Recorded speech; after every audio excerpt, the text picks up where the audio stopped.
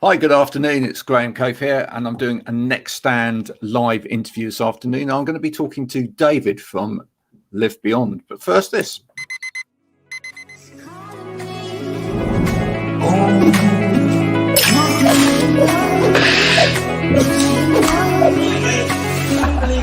I need to get going, mate. I'll see you later.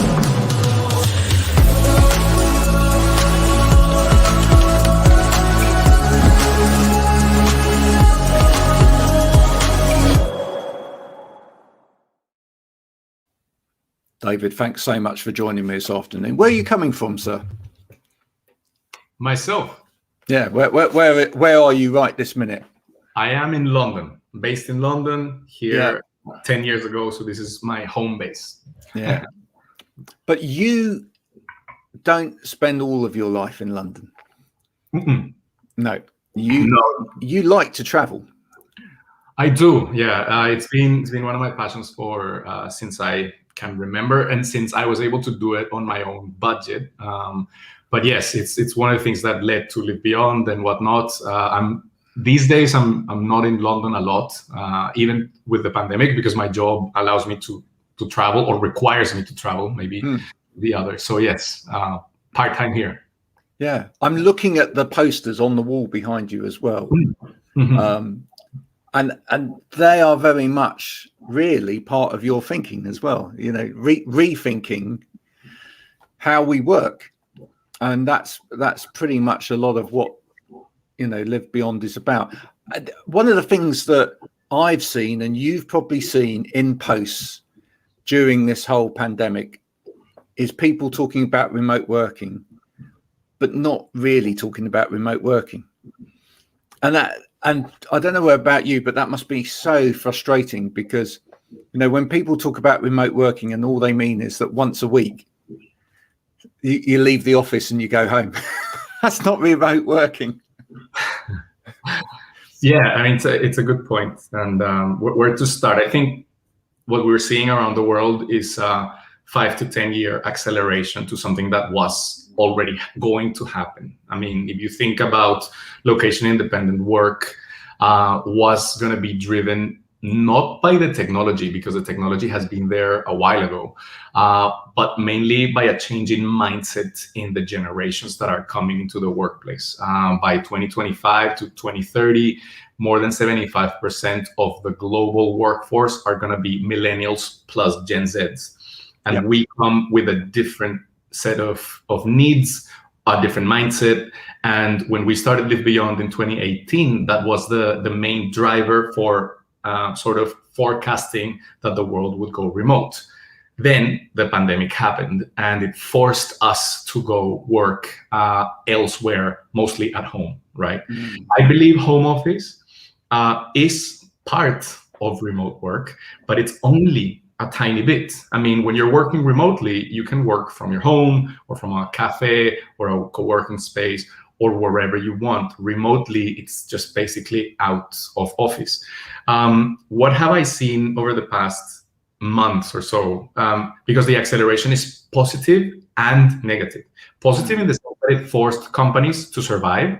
So it forced to question those mindsets, to rethink, where am I here?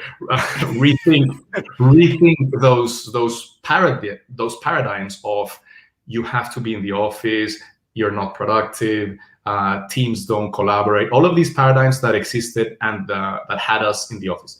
That the pandemic accelerated that, forced leaders to rethink and adjust, because they had to, otherwise their businesses would go down. Now, fast forward a year or so into the shift, or the main shift. You've seen different discourse, people talking about hybrid models, which means 1 day or 3 days per week at the office and the others remote at home. And then people are figuring it out. So what have I seen? I've seen the camp that says, no, I don't want to go back. I want to go once a week or not. And the others that have said, no, I just don't want to work remotely anymore. I want to go back to the office.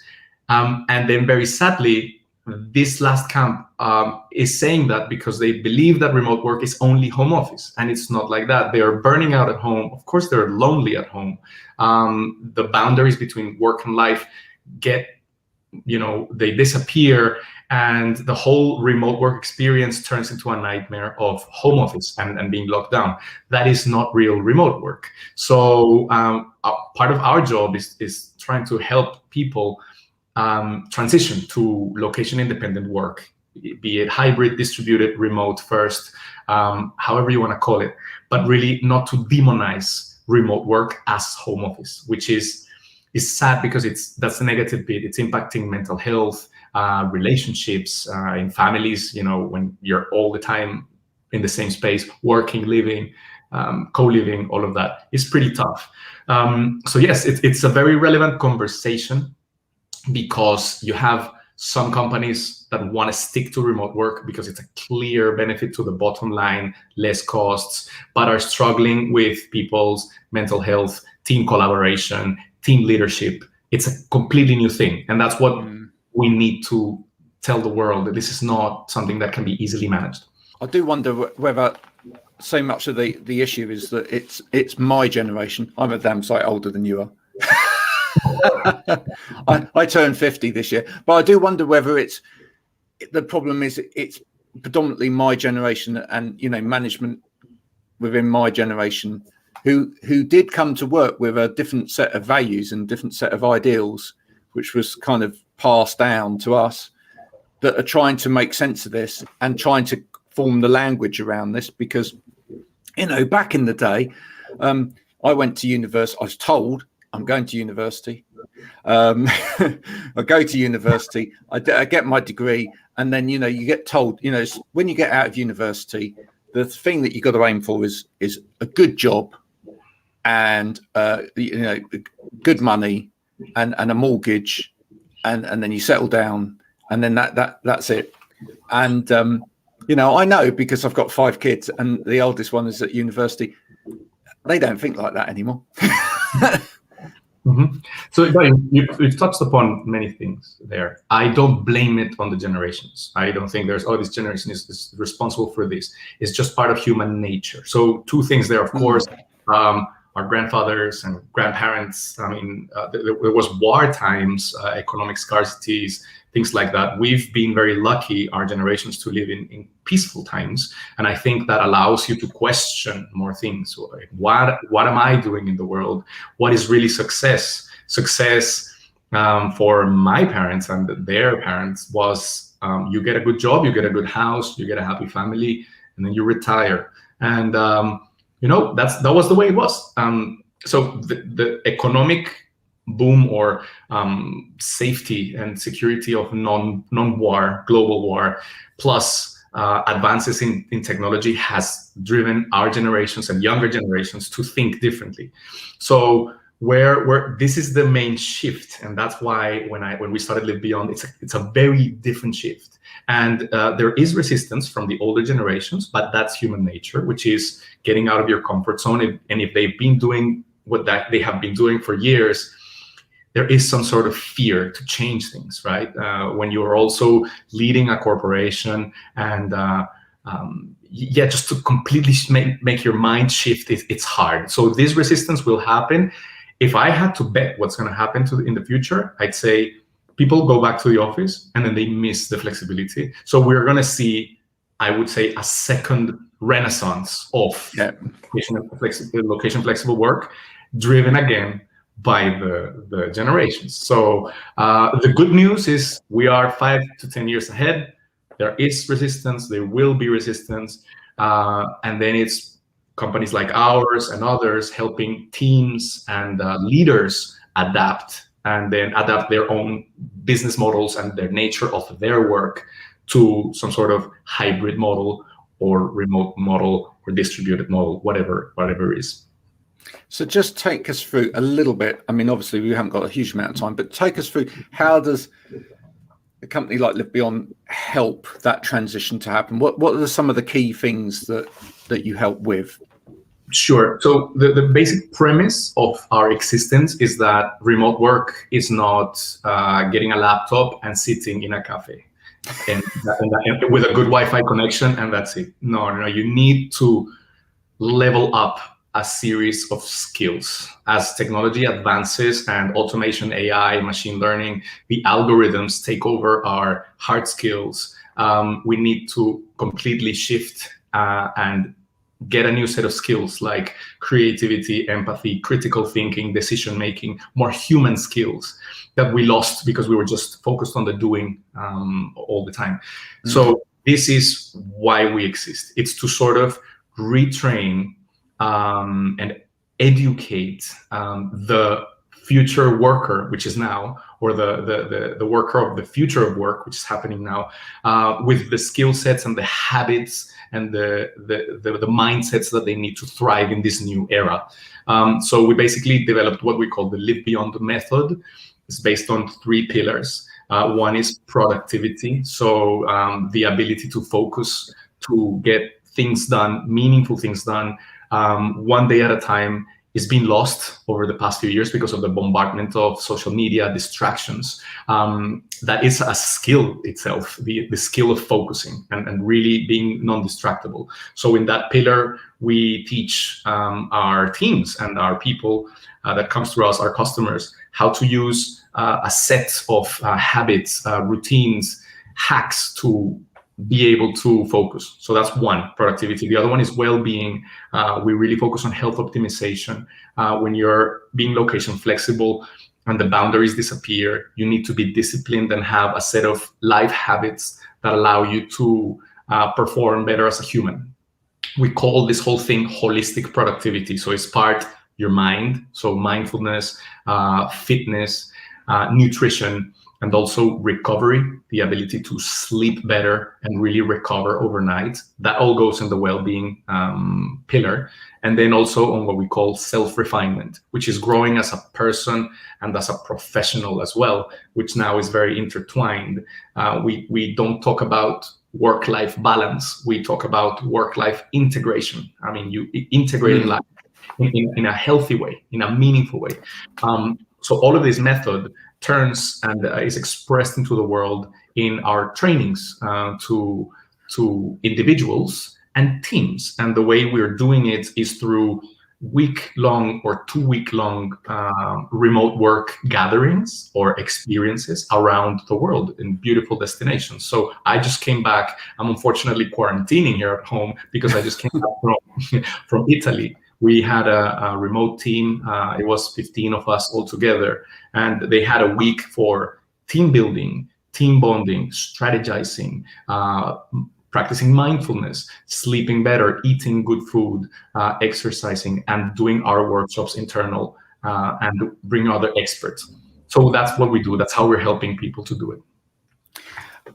And, that's just so important because as I've gone through this whole last 12 months, and I've listened to some stories, there's been some horror stories of people coming into business and, a line manager for 6 months, not even really taking any notice of that person. And so the first thing you said was productivity.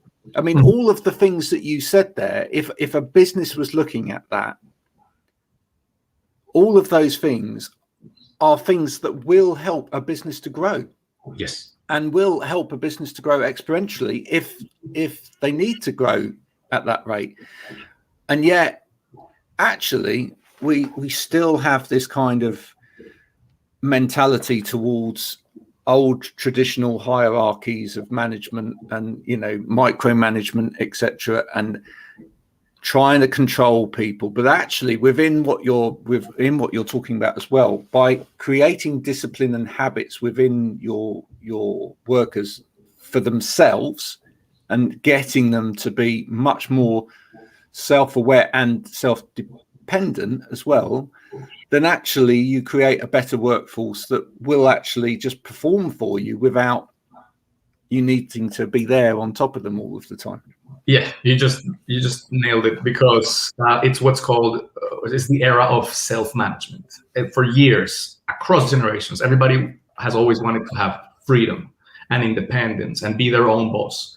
In this era, you have to be your own boss. That means you have to self-manage. You have to be disciplined and run the day your way, because otherwise you're gonna, fall out. The micromanagers will not survive, because that kills morale. And what really is making people thrive is the autonomy that remote work gives. So that needs training, and it's not a normal approach. Teams cannot just go remotely and say, okay, we're just going to continue doing Zooms, because then the tech fatigue comes and people are just like, I don't want to do Zooms anymore. I want to go back to the office and have the coffee with my mate and just hang out. And that's normal. So when you actually create an intentional corporate culture, an intentional leadership about providing people with autonomy, accountability, but autonomy, and training them with the discipline that they need in order to thrive as humans, that is when the economy thrives, because you're going to have happier workers, healthier workers, and more fulfilled workers. If you think about statistics across the workplace, and this is not new, this is 2 years old, a survey by Gallup interviewed millions of workers around the world, and only 15% of those were engaged at work. And that's scary, because that means the other 60 odd, 75 odd percent are either disengaged or completely non-engaged at work. And that completely affects your well-being as a human. You then go into depression, stress, because you're not connecting with what you do every day, which is working. So no wonder why we've had so much rise in stress, depression, mental health around the world. And those impacts are harder to bring back, to fix. That's why the pandemic is such an important thing to address, because of the mental health impact that will take years to recover. So yeah. Exactly. Oh, absolutely. And over the years, I've seen some very draconian efforts at trying to control that area of non-engagement at work. Sort of like banning Facebook on any machine, or even sort of like a piece of software that comes up if you're and blacks out any kind of social media if you've been on there too long, or all of these kind of mad things. No one really kind of addressing the root of the problem, which is that why is that person not engaged if they're in this role in the first place? Why, does this person actually does this person have any kind of aligning to the objectives of this business? Do they even understand what this business is all about in the first place? Probably not, Mm-hmm. And that starts with as alongside what you're doing, there's obviously a real need for management once they start to run with that as well, to really put into place a much more fluid and organic structure of management that's much more team based, much less I, but much more we all the way around. And some people will say, well, this is great, but our team are based predominantly in Basingstoke, and we've got a couple of satellite offices.